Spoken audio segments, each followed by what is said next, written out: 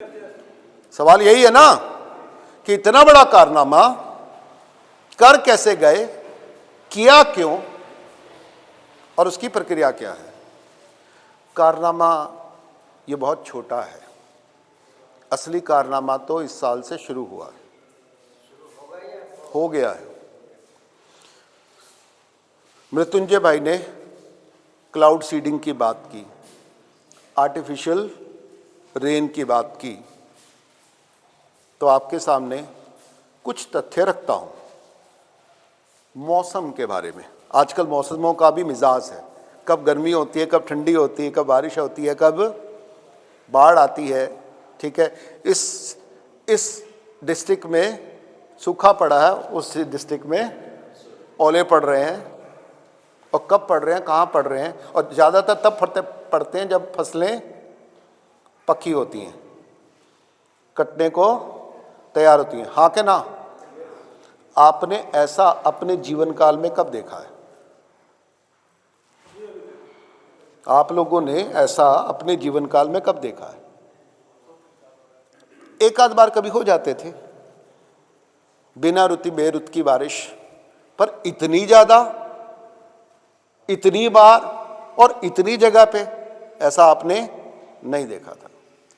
इस बार मैं आपको 5 अलग अलग सिम्टम बताता हूं जो इस साल घटे हैं। पहला, हिमाचल प्रदेश में इस बार भारत के उत्तरी भारत के 5 राज्यों में एक साथ बाढ़ आई। कहां कहां बाढ़ आई? पंजाब में, पहले सुनी कभी? हिमाचल में, वो तो पहाड़ी इलाका है, वहां पे बाढ़। एक सीजन में 3-3 बार बाढ़। कुल्लू में बाढ़, मनाली में बाढ़, मंडी में बाढ़, कसौल में बाढ़, मणिकरण में बाढ़। और जो उन्होंने कोरोना के दिन एक्सप्रेस हाईवे, 4 लेन हाईवे बनाया, उनमें से 90% हाईवे उड़ गए। अब ये बाढ़ें कैसे आई? इस बार कितनों ने उत्तरकाशी में 34 सेकंड का वो वीडियो देखा कि ऊपर बादल फटा और 34 सेकंड के अंदर पूरा का पूरा गांव साफ देखा? ऐसे 100 घटनाएं हुई हैं, ऐसे 100 बादल फटे हैं। एक ही दिन में हिमाचल में 25 बादल फटे। कितने? 25 बादल फटे। उसका मतलब क्या? उसका मतलब ये, बादल फटने की घटना के बारे में बताता हूं। आकाश में छोटे से छोटा जो बादल होता है, उस बादल के अंदर पानी होता है, नमी होती है। अगर वो छोटे से छोटा बादल की जो टोटल नमी नीचे बरस जाए, उसमें लगभग 10 करोड़ लीटर पानी होता है। कितना पानी? आपके ऊपर एक छींटा लगा दूं तो कुछ भी नहीं होगा, आपके अंदर उंजली भर के पानी दे दूं तो थोड़े से बाल गीले हो जाएंगे, आपके अंदर एक गिलास भर के उड़ेल दूं तो क्या होगा? थोड़े बाल भीग जाएंगे ना, रेशमी जुल्फें टपक टपक, गीले गीले गेसू आ जाएंगे। आपके अंदर बाल्टी उगेड़ दूं तो सिर्फ मैं भीगूंगा। अगर आपके ऊपर एक टंकी उड़ेल दूं तो, और आपके ऊपर 10 करोड़ लीटर पानी इस शहर में उड़ेल दूं तो 1 सेकंड में, तो क्या होगा? ये पूरा शहर बह जाएगा। और वैसा ही होगा जैसा आपने उत्तरकाशी में देखा था। बिल्डिंगों को, पेड़ों को, जंगलों को, सबको तोड़ता हुआ, फ्लैट करता पूरे के पूरे 5 मतलब 34 सेकंड के अंदर सब कुछ फ्लैट। ऐसी उसको बोलते फ्लैश फ्लड, राइट? ये बादल अगर मैदान में फटे तो उसका असर अलग होगा, ढलान में फटे तो उसका असर अलग होगा, स्नो जहां पड़ी हुई है उसके ऊपर फटे तो अलग होगा। और अगर यही बादल फट जाए डैम के ऊपर, हीराकुंड डैम के ऊपर अगर फट जाए तो क्या होगा? कल्पना करो क्या होगा। यही डैम भाखड़ा नंगल डैम के ऊपर फट जाए तो क्या होगा? हीराकुंड का मुझे अंदाजा नहीं है क्योंकि मैंने देखा नहीं है। अगर भाखड़ा डैम के ऊपर ये बादल फट जाए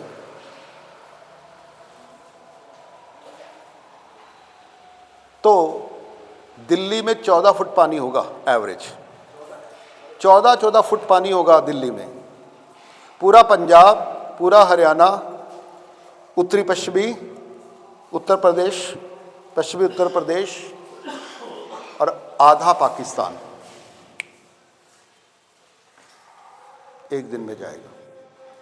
यानी 100 एटम बम से ज़्यादा नुकसान एक बादल फटने का होगा।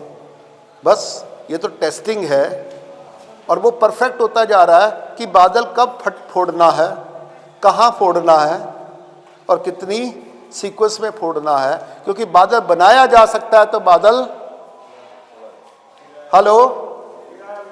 फोड़ा भी जा सकता है। पहले इसका डाटा नहीं था, पहले इसको कोई स्वीकार नहीं करता था। ठीक है, भला हो दिल्ली की महान सीएम का कि जिसने पहली बार स्वीकार कर दिया कि दिल्ली का प्रदूषण खत्म करने के लिए हमने क्लाउड सीडिंग करके हमने बारिश करवाया है। और इस साल तो अलग अलग राज्यों सरकारों का क्लाउड सीडिंग का बजट भी पता चल गया है कि इन्होंने क्लाउड सीडिंग के ऊपर इतने पैसे खर्च किए हैं और कौन सी संस्था को दिए हैं। तो मित्रों, ये जब चाहे जहां चाहे बादल फोड़ सकते हैं। कैमट्रेल आती है तो बादल को जी थोड़ा सा एक मिनट में बोलना चाहता हूँ। जी जी जी यहाँ पर उड़ीसा में क्या होता है कि उड़ीसा में हमारा जब फसल, धान का फसल जब अमल की समय होता है ना, भैया आप बैठ जाओ, उसी समय बाद में उसी समय बादल फटता है और ये बारिश होती है।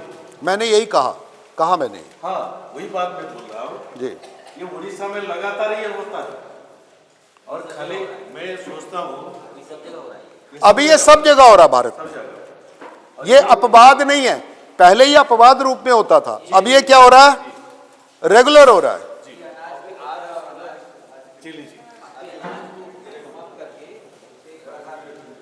ये बात हमको समझनी है, ये चीज अभी आपको बात समझनी है। अगर ये बादल, इस साल एक और घटना घटी है, 100 बादल फटे हैं। इस साल क्या हुआ कि पंजाब में, हरियाणा में अतिवृष्टि हुई है। तो डाटा जब निकाला गया कि कितनी बारिश हुई है तो पता चला केवल 7% बारिश अलग ज़्यादा हुई है। जितनी पिछले साल हो रही थी उससे 7% बारिश ही ज़्यादा हुई है। परंतु डैमों में 20% पानी ज़्यादा आया है। तो ये 13% पानी एक्स्ट्रा कहाँ से आ गया? 13% पानी एक्स्ट्रा कहाँ से आ गया? तो इसका जवाब है कि इस साल पहली बार हमारा रक्षक, हमारा प्रहरी हिमालय मानसून की पवनों को रोक नहीं पा रहा है इस बार। क्योंकि मानसून की जो पवनें थी वो हिमालय से टकरा जाती थी और पहले हिमाचल प्रदेश में, फिर पंजाब में, फिर हरियाणा में, उत्तर प्रदेश में से लेके बिहार तक और पाकिस्तान तक बरस जाती थी, जिसके कारण ये पूरा का पूरा जो उत्तर भारत है इतना खुशहाल धन धान्य पूर्वक है। पर इस बार वो जो बादल थे उनको हिमालय रोक नहीं पाया। वो बादल इतने ऊंचे उठे कि वो हिमालय को क्रॉस कर गए और जब वो बरसे तो वो स्नो पड़ती है ना, बर्फ वाले पहाड़ ऊंचे ऊंचे, वो उनके ऊपर पड़ी। अब जब खाली पहाड़ पे पड़ेगी तो पानी बरस के नीचे आएगा। पर अगर स्नो का मतलब क्या होता है कि जहां पड़ती है वो वही जम जाती है। और वो कितना जम जाती है? वो 1 फुट भी हो सकती है, 5 फुट भी हो सकती है, वो 7-7 मीटर की भी लेयर हो सकती है।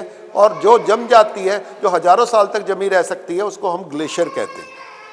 तो ऊपर लेह लद्दाख में ऊपर ग्लेशियर्स हैं, राइट? ऊपर हिमालय में ग्लेशियर्स हैं, तिब्बत में ग्लेशियर्स हैं, सियाचिन में ग्लेशियर है। और उन प्रदेशों में इस साल बारिश गिरी है, स्नो नहीं गिरी। क्या गिरी? बारिश। जब बारिश गिरेगी बर्फ के ऊपर तो क्या होगा? हेलो, विचारो जरा भाई साहब, या तो सुन लीजिए या मौज करिए। मैं आईएएस को लेक्चर मारने का आदी हूँ, मेरी क्लास में इनडिसिप्लिन नहीं हो सकता।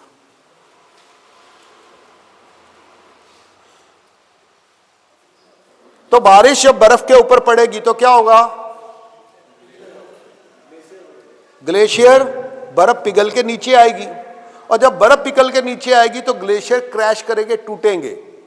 जब वो टूटेंगे तो अपने साथ मिट्टी, पत्थर, पूरा का पूरा जंगल लेके आएंगे, और जैसे ही पत्थर, मिट्टी, जंगल लेके वो पानी, बारिश नीचे आएगी, तो वहां की जो नदियां होती हैं वो बड़ी बड़ी नदियां नहीं होती, पहाड़ी नदियां बड़ी छोटी छोटी नदियां होती हैं, 20-20 मीटर की नदी होती है, 2-3 छलांगे लगाओ तो पार। पर जैसे ये मतलब 10-10 टन के, 100-100 टन के पत्थर तैरते हुए आते हैं, मिट्टी, गारा, पहाड़, पूरा का पूरा जंगल तैरता होता है, वही जो 20 मीटर का नदी थी वो 1 मिनट में 200 मीटर की, 300 मीटर की, 1 किलोमीटर तक फैल जाती है। और फिर जब वो नदी बहती है गारे, मिट्टी, पत्थर, जंगलों के साथ, वो आते हुए सब कुछ उड़ा के ले जाती है। मनाली में ये 3 बार हुआ एक ही सीजन में, 3 बार सर, एक ही सीजन में। मंडी में 3 बार हुआ एक ही सीजन में। पिछली बार आपने ऐसा रौद्र रूप मौसम का कब देखा?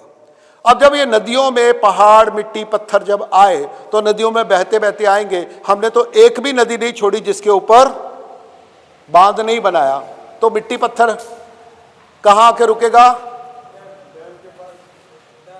डैम में रुकेगा।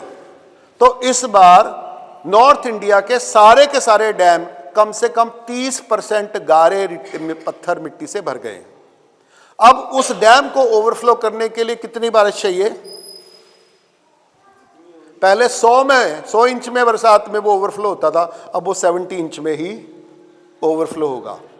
और इस साल का डाटा निकाला गया है कि नॉर्थ इंडिया के लगभग सारे डैम बूढ़े हो चुके हैं, वो बेअसर हो चुके हैं, वो बारिश का पानी रोकने में सक्षम नहीं है, राइट? वो बाढ़ को रोकने में सक्षम नहीं है, वो सिंचाई में भी उतने असरकारक नहीं है, उनकी दीवारें भी कमज़ोर हो चुकी हैं, वो इतने ताकतवर भी नहीं है। और ऊपर से बादल फटना, दोनों मिल जाएं तो फिर एटम बम फोड़ने की ज़रूरत क्या है? मैं काल्पनिक बातें कर रहा हूं कि यथार्थ की बातें कर रहा हूं? तो इस समय सबसे ज्यादा खतरा कहां पे है भारत में अगले सीजन में?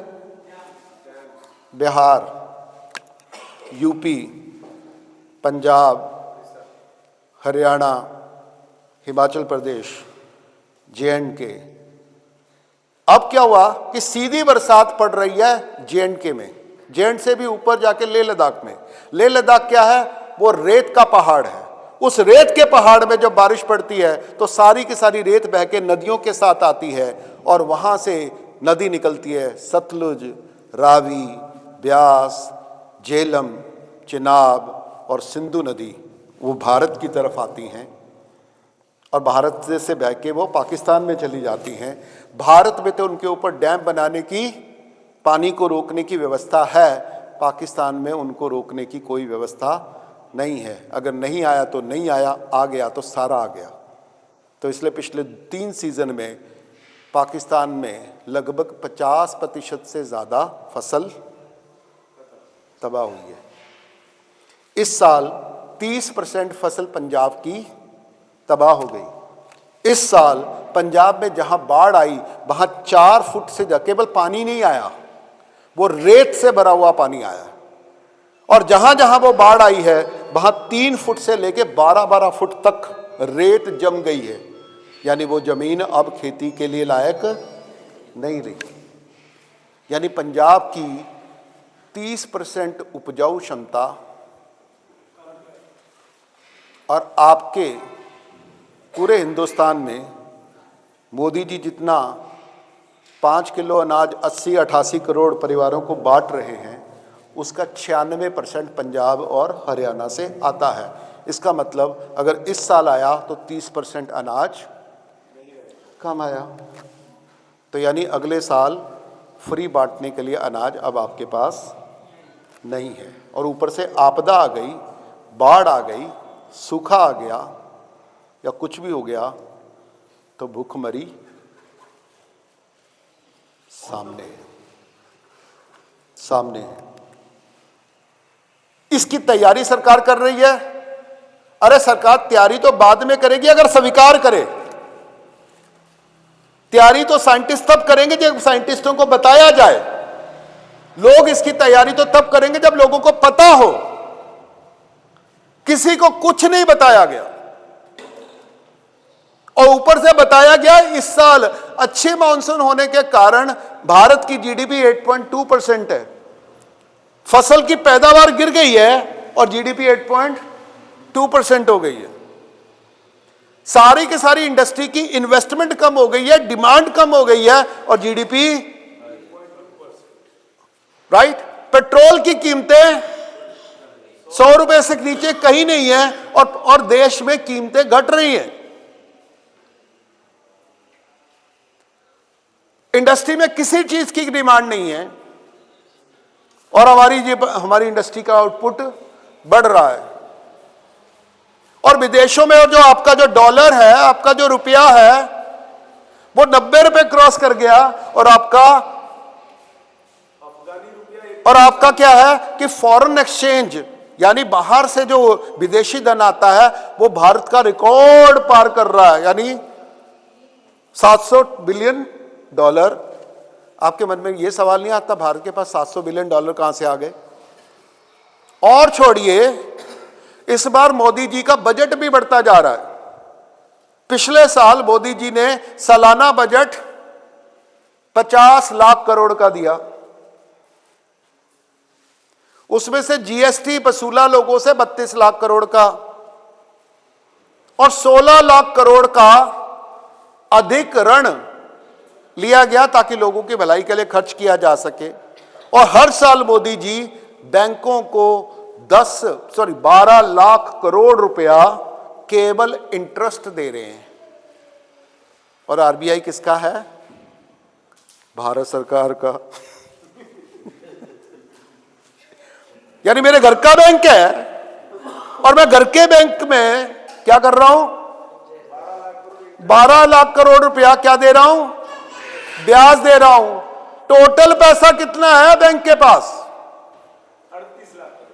38 लाख रुपया टोटल है और उसमें से साल का ब्याज है, जरा लगाओ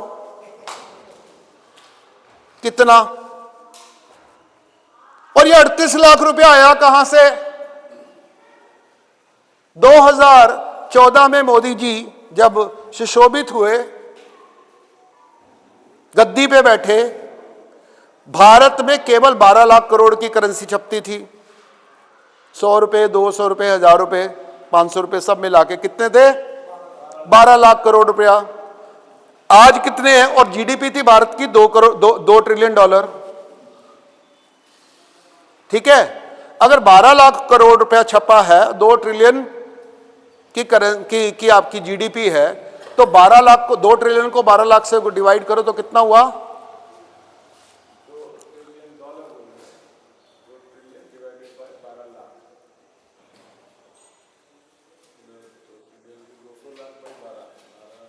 $15-16, यानी 1 रुपया 15-16 रुपए का काम कर रहा था।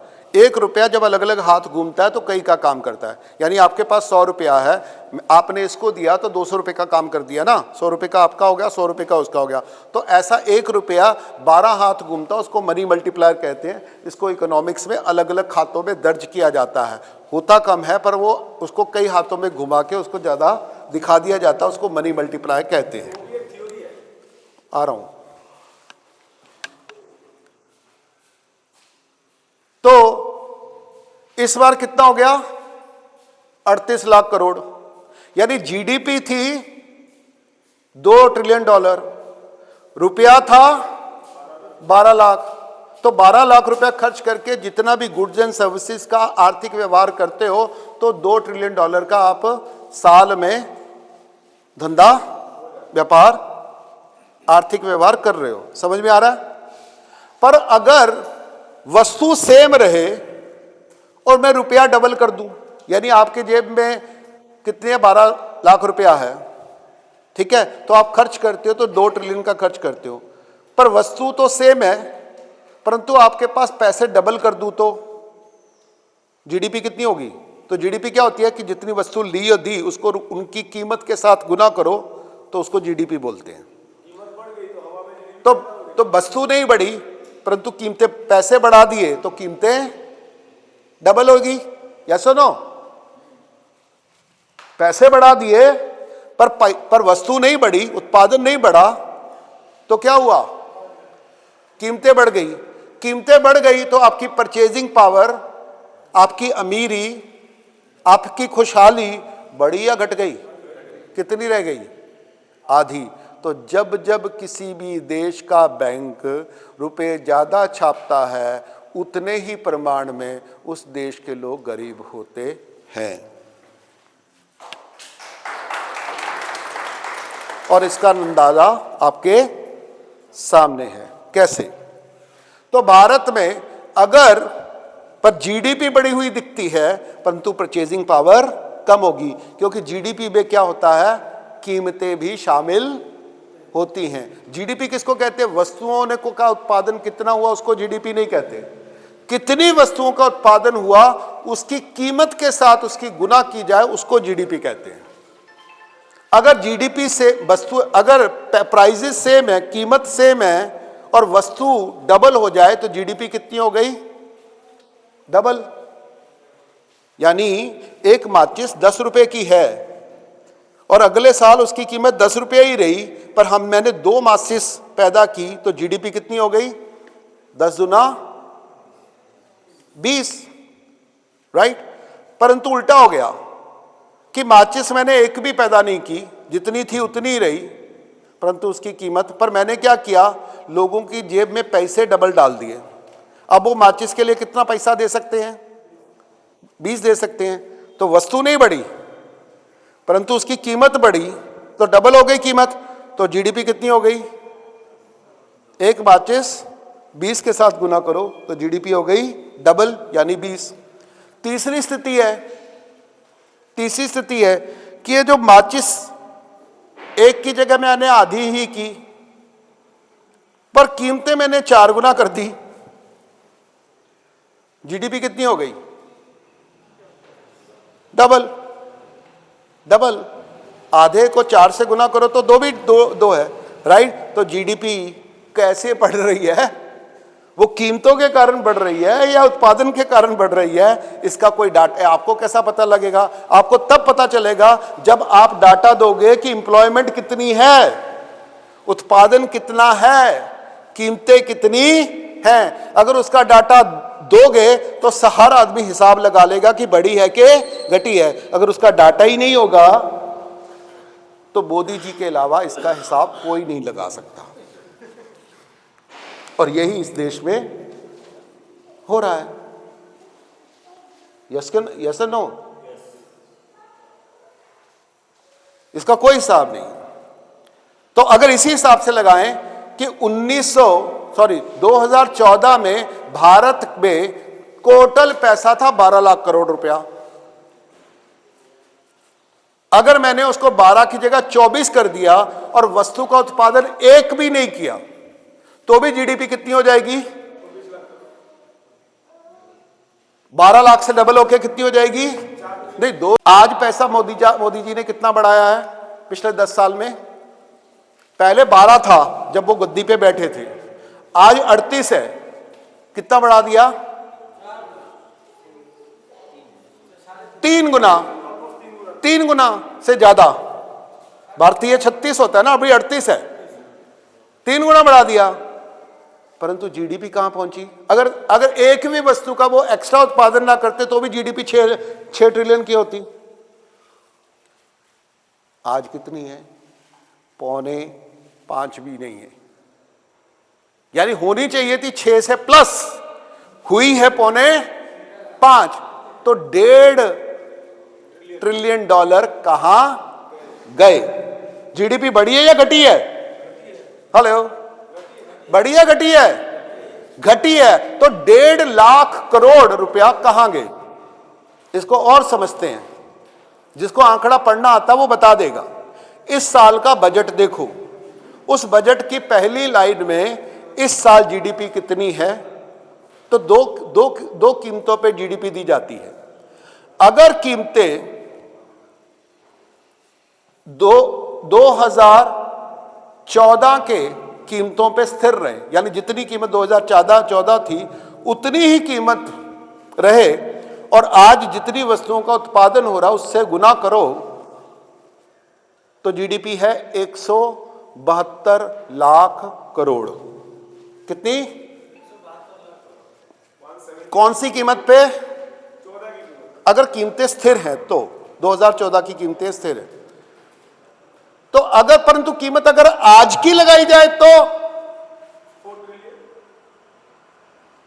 तो होगी 292 लाख करोड़। कितनी? 292 लाख करोड़। यानी वस्तु है सेम, पर कीमत बढ़ा दी आज की, तो जीडीपी में अंतर आया 122 लाख करोड़ का। तो ये जो 122 लाख करोड़ का आंकड़ा मोदी जी दिखा रहे हैं, ये वास्तव का उत्पादन का है, वास्तव के व्यापार का है, वास्तव के इंडस्ट्री का है, वास्तव में एम्प्लॉयमेंट का है, या कीमतों का खेल है? और कीमतें कैसे बढ़ती हैं? जितने पैसे ज़्यादा छापोगे उतनी कीमत बढ़ेगी, और जितनी कीमत बढ़ेगी वो कीमतें कौन अदा करेगा? आप और हम। उसका माल कौन लूटेगा? इसका माल कौन लूटेगा? बेचने वाला। इस देश में बेचने वाले कितने हैं? इस देश में बेचने वाले कितने हैं? हाँ, 2। और खरीदने वाले कितने हैं? 140 करोड़। तो 140 करोड़ गवाएंगे और 2 कमाएंगे। इसको बोलते हैं मोदी इकोनॉमिक्स।